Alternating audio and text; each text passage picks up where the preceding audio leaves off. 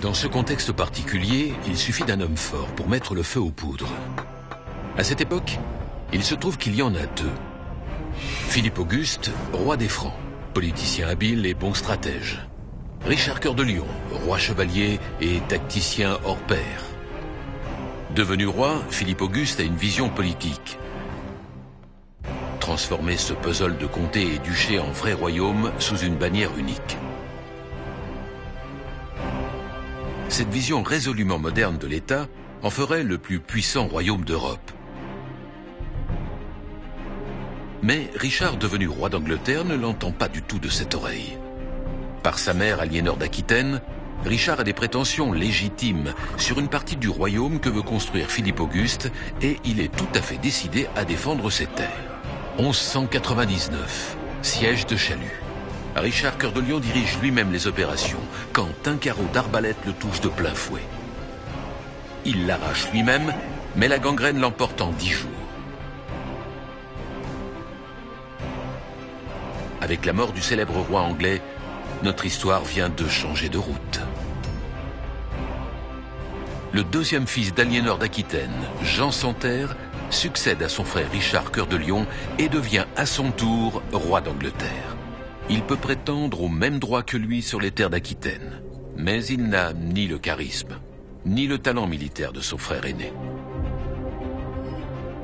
Face à un adversaire affaibli, le roi des Francs, Philippe Auguste, peut enfin construire la France de ses ambitions. Il conquiert une à une les terres du roi d'Angleterre. Tout seul, Jean ne peut rien faire pour l'en empêcher. Pour vaincre Philippe, il lui faut de l'aide. Othon.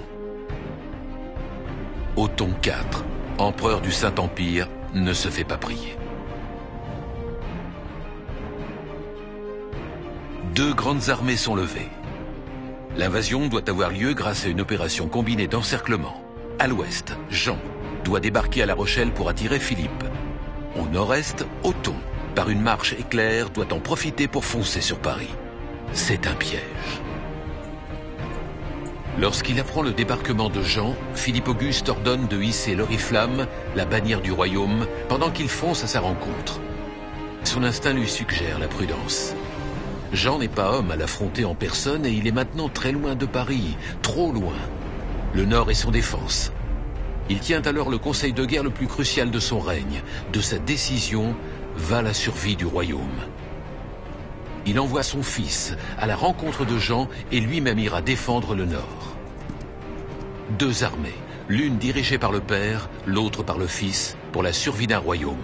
Aucun des deux ne peut faillir. C'est à la forteresse de la Roche-aux-Moines que se joue le premier acte. Jean assiège le fort. Mais la résistance est telle que l'armée de secours a le temps d'arriver. Pris de panique, sans même livrer bataille, Jean s'enfuit. Le roi d'Angleterre aura bien du mal à justifier ce manque de courage à ses barons.